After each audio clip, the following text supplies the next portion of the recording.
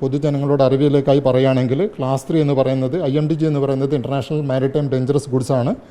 അതിൽ ക്ലാസ് 3 എന്ന് പറയുന്നത് തീ പിടിക്കാൻ സാധ്യതയുള്ള ദ്രാവകങ്ങളാണ്, അതായത് ഫ്ലെയിമബിൾ ലിക്വിഡാണ്. അതേപോലെ ക്ലാസ് 4.1 എന്ന് പറയുന്നത് ഫ്ലെയിമബിൾ സോളിഡാണ്, അതായത് തീ പിടിക്കാൻ സാധ്യതയുള്ള ഖരവസ്തുക്കളാണ്. തനിയെ തീപിടിക്കാനുള്ള സാധ്യതയുള്ള വസ്തുക്കളാണ് സ്പോണ്ടാനിയസ് കമ്പഷൻ ചെയ്യുന്ന സബ്സ്റ്റൻസ്, അത് ക്ലാസ് 4.2 അപകടം ഉണ്ടാകുന്ന വിഷാംശമുള്ള സബ്സ്റ്റൻസിന് പൊതുവെ നമ്മൾ ടോക്സിക് സബ്സ്റ്റൻസ് എന്നാണ് പറയുക, അത് ക്ലാസ് 6 ആണ്. അപ്പം ക്ലാസ് 3 ഞാൻ പറഞ്ഞു, ക്ലാസ് 4.1 പറഞ്ഞു, 4.2 പറഞ്ഞു, അതേപോലെ ക്ലാസ് 6 പറഞ്ഞു. അപ്പോൾ ഈ മൊത്തം കണ്ടെയ്നറുകളിൽ ഈ പറഞ്ഞ 4 ടൈപ്പ് കാർഗോസും കൂടി ഉണ്ട്. അപ്പം ഈ IMDG കാർഗോസിന് ഡേഞ്ചറസ് ഗുഡ്സ് കാർഗോ എന്നാണ് പറയുന്നത്. നമ്മൾ കേരള മാരിടൈം ബോർഡ് ചെയർമാനും അതേപോലെ തന്നെ കേരള മാരിടൈം ബോർഡിൻ്റെ ചീഫ് എക്സിക്യൂട്ടീവ് ഓഫീസറും ഡെപ്യൂട്ടി ഡയറക്ടർ റിപ്പോർട്ടും അതേപോലെ തന്നെ അഴീക്കലുള്ള ഉദ്യോഗസ്ഥരും എല്ലാം തന്നെ കോസ്റ്റ് ഗാർഡുമായിട്ട് നമ്മൾ ഈ രക്ഷാപ്രവർത്തനങ്ങൾ നമ്മൾ വീക്ഷിച്ച് വരികയാണ്. അപ്പം പ്രധാനമായിട്ടും നമ്മൾ പ്രതീക്ഷിക്കുന്നത് എന്താണെന്ന് വെച്ചാൽ, കോസ്റ്റ് ഗാർഡുമായിട്ട് പ്രതീക്ഷിക്കുന്നതെന്ന് വെച്ചാൽ ഏറ്റവും അടുത്തുള്ള കോസ്റ്റ് ഗാർഡ് സ്റ്റേഷൻ അത് ബേപ്പൂരാണ്. അപ്പം ബേപ്പൂർ നമ്മൾക്ക് കേരള മാരിടൈം ബോർഡിന് പോർട്ടുണ്ട്. അപ്പോൾ എല്ലാവിധ സൗകര്യങ്ങൾക്കും വേണ്ടിയിട്ട് നമ്മൾ ബേപ്പൂർ പോർട്ടിനെ റെഡിയാക്കുകയാണ്. അല്ല, ഏറ്റവും അത് നിയറസ്റ്റ് ഈ കോസ്റ്റ് ഗാർഡിൻ്റെ സ്റ്റേഷൻ എന്ന് പറയുന്നത് ബേപ്പൂരാണ്. അപ്പം കോസ്റ്റ് ഗാർഡിനെ സംബന്ധിച്ച് ഓപ്പറേഷൻ ചെയ്യാനും കപ്പലുകൾ പെട്ടെന്ന് അവിടെ തിരിച്ചെത്താനും അവർക്ക് വേണ്ടിയുള്ള എല്ലാ സപ്പോർട്ടും ബേപ്പൂർ വെച്ചിട്ടാണ് നമ്മൾ കൊടുക്കുന്നതാണ് ധാരണയായിട്ടുള്ളത്. ബേപ്പൂർ സ്റ്റേഷൻ അതാണ് ബേപ്പൂരേക്കാണ് കൊണ്ടുവരിക. അതെ, ഡേഞ്ചറസ് കാർഗോ എന്ന് പറയുന്നത് ഒരു വർഗീകരണമാണ്. അത് വർഗീകരണം എന്ന് പറഞ്ഞാൽ സാധാരണ പൊതുവെ കപ്പൽ ഗതാഗതത്തിൽ ഇങ്ങനെയുള്ള അപകടകാരികളായിട്ടുള്ള കണ്ടെയ്നർ കൊണ്ടുപോകുമ്പോൾ എങ്ങനെയൊക്കെ പ്രിക്കോഷൻസ് എടുക്കണമെന്ന് പറഞ്ഞിട്ടുണ്ട്. അപ്പം അതിനുള്ള വർഗീകരണമാണ് നമ്മൾ ഇൻ്റർനാഷണൽ മാരിടൈം ഡേഞ്ചറസ് ഗുഡ്സ് എന്ന് പറയുന്ന കോഡിൽ IMDG കോഡ് പ്രകാരമാണ് അതുള്ളത്. ആ കോഡ് പ്രകാരം നമ്മൾ എന്തെന്ന് വെച്ചാൽ ഈ അപകടകരമായ രാസവസ്തുക്കളെ, കെമിക്കൽസിനെ, അപകടകരമായിട്ടുള്ള വസ്തുക്കളെ തരംതിരിച്ചിട്ടുണ്ട്. അതിനെയാണ് ക്ലാസ് എന്ന് പറയുന്നത്. അപ്പം ഈ കപ്പലുകൾ നമ്മൾ കിട്ടിയ റിപ്പോർട്ട് പ്രകാരം, പ്രാഥമിക റിപ്പോർട്ട് പ്രകാരം ക്ലാസ് 3, ക്ലാസ് 4.1, ക്ലാസ് 4.2, ക്ലാസ് 6.1 എന്നിവരുള്ള 4 തരത്തിലുള്ള ഡേഞ്ചറസ് ഗുഡ്സ് ഉണ്ട്. അപ്പം ഡേഞ്ചറസ് ഗുഡ്സ് എന്ന് പറയുന്നത് പേടിക്കൊന്നും വേണ്ട ആവശ്യമില്ല. കാരണം നമ്മളുടെ പെട്രോളും ഡീസലും ഒക്കെ എന്ന് പറഞ്ഞാൽ IMDGൻ്റെ പ്രകാരം എന്താണ് ഡേഞ്ചറസ് ഗുഡ്സ് ആണ്. അപ്പം ആ ഡേഞ്ചറസ് ഗുഡ്സിന് നമ്മൾ കപ്പലിൽ കൊണ്ടുപോകുന്ന അവസരത്തിന് ചില പ്രിക്കോഷൻസും കാര്യങ്ങളൊക്കെ നമ്മൾ പഠിക്കുന്നത് അത് സ്ഥിരീകരിച്ചിട്ടുണ്ട്. ആ സ്ഥിരീകരണ രാസവസ്തുവിൻ്റെ എല്ലാം ക്ലാസ് കിട്ടിയിട്ടുണ്ട്. ക്ലാസ് 3 ഉണ്ട്, ക്ലാസ് 4.1 ഉണ്ട്, ക്ലാസ് 4.2 ഉണ്ട്, 6 ഉണ്ട്.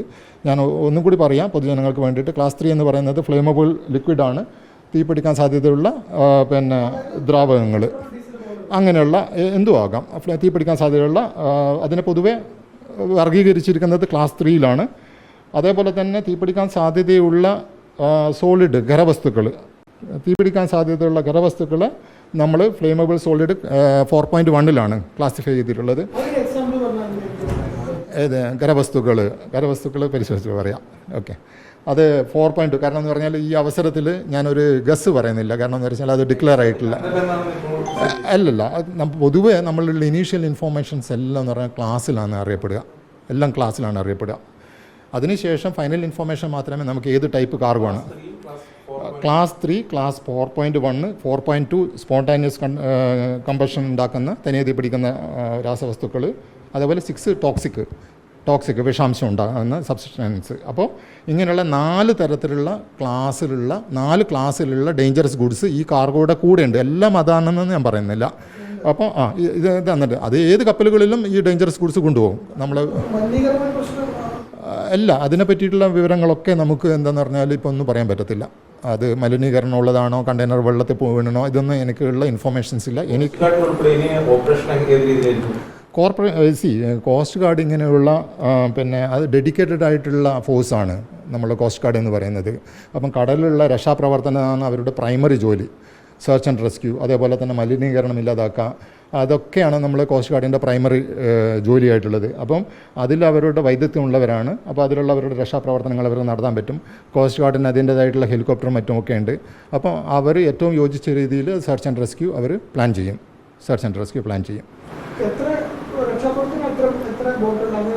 അല്ല, അതൊക്കെ ഡിസ്ക്ലോസ് ചെയ്യുക ഡിഫൻസിൻ്റെ ഭാഗമാണ്. കോസ്റ്റ് ഗാർഡ് എന്ന് പറയുന്നത് ഡിഫൻസിൻ്റെ 4ാമത്തെ ഡിഫൻസിൻ്റെ അണ്ടറിൽ വരുന്ന പാരാമിലിറ്ററിയാണ് കോസ്റ്റ് ഗാർഡ് ആണ്. അപ്പം കോസ്റ്റ് ഗാർഡ് ഇന്ത്യയിലുള്ള 4ാമത്തെ ഏറ്റവും വലിയ ഡിഫൻസ് ഫോഴ്സാണ്.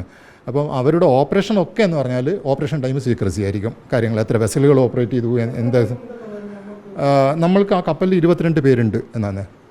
നമ്മളുടെ ഫോഴ്സിൻ്റെ സ്ട്രെങ്ത് ഒന്നും നമുക്ക് ഡിസ്ക്ലോസ് ചെയ്യാൻ പറ്റത്തില്ല, അറിഞ്ഞാൽ പോലും ഡിസ്ക്ലോസ് ചെയ്യാൻ അല്ലല്ല. അത് പിന്നെ കോസ്റ്റ് ഗാർഡ് അതിൻ്റെ ഇൻഫോർമേഷൻസ് അതൊന്നും വന്നിട്ടില്ല. അതൊക്കെ പിന്നെ ഷിപ്പ് മൊബിലൈസ് ആയിട്ട് ഡിപ്ലോയ് ചെയ്തിട്ടുള്ളത്. ആ വിവരങ്ങളൊക്കെ ആരംഭിച്ചു. അത് കോസ്റ്റ് ഗാർഡിൻ്റെ ഷിപ്പ് രാവിലെ തന്നെ പുറപ്പെട്ടിരുന്നു. രാവിലെ എക്സാക്ട് അതെ. അതിന് ഏകദേശം 44 നോട്ടിക്കൽ മൈൽ എന്ന് പറയുന്ന 1.5 മണിക്കൂർ കൊണ്ട് എത്താൻ പറ്റും. 1.5 മണിക്കൂർ കൊണ്ട് ആ പൊസിഷനിൽ എത്താൻ പറ്റും ഷിപ്പുകൾക്ക്. ഓപ്പറേഷൻ ഗോയിങ് ഓൺ ആണ്. ഫർദറായിട്ടുള്ള ഇൻഫോർമേഷൻസ്, കാരണം ഇതിപ്പം ഡിഫൻസ് ഏജൻസി ആയതുകൊണ്ട് അവരിൽ നിന്ന് കിട്ടിയതിന് ശേഷം മാത്രമേ നമുക്ക് പബ്ലിക് ഡൊമൈനിൽ കിട്ടും. നിർദ്ദേശങ്ങൾ അല്ലല്ല. കാരണം എന്ന് വെച്ചാൽ മാരിടൈം ബോർഡിൻ്റെ പിന്നെ നോഡൽ ഓഫീസറാണ് കോസ്റ്റൽ മാരിടൈം സെക്യൂരിറ്റി. ആ ഭാഗമായിട്ട് നമ്മൾ കോസ്റ്റ് ഗാർഡായിട്ട് ബന്ധപ്പെടുന്നുണ്ട്.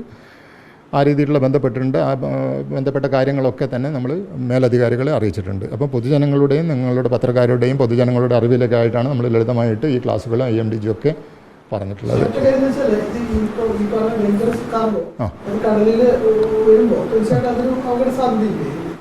ഇതിപ്പോൾ IMDG കാർഗോ പിന്നെ കടലിലാണോ വന്നത്, അപ്പോൾ പിന്നെ എല്ലാ കപ്പലിൻ്റെ അല്ലല്ല അതിനെപ്പറ്റി എനിക്ക് പറയാൻ പറ്റത്തില്ല. ഇതിപ്പോൾ എന്ന് വെച്ചാൽ ഇപ്പം ഫ്ലെയിമബിൾ ലിക്വിഡ് ആണെങ്കിൽ പിന്നെ അത് ഇൻടാക്റ്റ് ആണെങ്കിൽ അത് തീപിടിക്കുന്ന വരിക എന്നാലേ പ്രശ്നം ഉണ്ടാവും. അപ്പോൾ ഓരോ രാസവസ്തുക്കൾക്കും ഓരോ അത് പിന്നെ നമുക്കൊരു ഗസ് നമുക്ക് ഊഹിച്ചിട്ടൊന്നും പറയാൻ പറ്റത്തില്ല. കപ്പലിലൊരു അപകടം നടന്നു, അത് ശരിയാണ്. കോസ്റ്റ് ഗാർഡ് ഇതിൽ ഡിപ്ലോയ് ആയി. അപ്പോൾ 22 ക്രൂ ഉണ്ട്. ആ 22 ക്രൂവിനെ അവരെ രക്ഷപ്പെടുത്തും. അപ്പം പരമാവധി നമുക്ക് സാധ്യത എന്ന് വെച്ചാൽ നമ്മൾ ബേപ്പൂരിലേക്കാണ് അതിന് പിന്നെ രക്ഷാപ്രവർത്തനം കഴിഞ്ഞിട്ട് കൊണ്ടുവരിക. പിന്നെ കോസ്റ്റ് ഗാർഡിന് അവിടെ എന്തെങ്കിലും വേറെ പിന്നെ അസിസ്റ്റൻസ് വെസലിന് വേണമെങ്കിൽ ആ രീതിയിലുള്ള അസിസ്റ്റൻസ് കോസ്റ്റ് ഗാർഡ് കൊടുക്കും. അതിൽ കോസ്റ്റ് ഗാർഡ് പിന്നെ ഡെഡിക്കേറ്റഡ് ആണ്. അവർക്ക് അതിനുള്ള അസറ്റ് ഉണ്ട്, അവർക്ക് അതിനുള്ള കഴിവുണ്ട്. അപ്പോൾ അതുകൊണ്ട്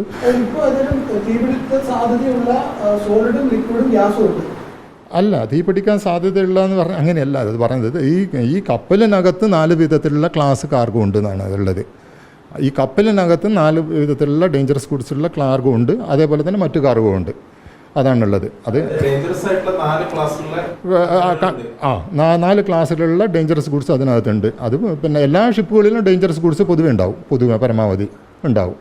അപ്പോൾ ഇതിനകത്ത് അത് അല്ലല്ല, ഈ അതിനെ പറ്റിയുള്ള ഓൺ സൈറ്റ് മാത്രമേ പറയാൻ പറ്റൂ. അതായത് നമ്മളിപ്പം കരയിലിരുന്ന് നിന്നുകൊണ്ട് ആ കപ്പലിന് എന്ത് സംഭവിച്ചു, എത്ര കണ്ടെയ്നർ വെള്ളത്തിൽ വീണു, അല്ല കരയിലാണോ, ഇങ്ങനെയുള്ള നമുക്കുള്ള അസംഷനൊന്നും മുൻധാരണകളൊന്നും വെച്ച് നിനക്ക് സംസാരിക്കാൻ പറ്റത്തില്ല. ഈ വിവരങ്ങൾ നമുക്ക് കോസ്റ്റ് ഗാർഡിൽ നിന്ന് ലഭ്യമായ രീതിയിൽ നമുക്ക് പിന്നെ പൊതുജനങ്ങളെയും പത്രക്കാരെയും അറിയിക്കാം. അപ്പോൾ ഉള്ള വിവരങ്ങൾ വെച്ചിട്ട് നമുക്ക് ഇത്ര മാത്രമേ ഷെയർ ചെയ്യാൻ പറ്റൂ.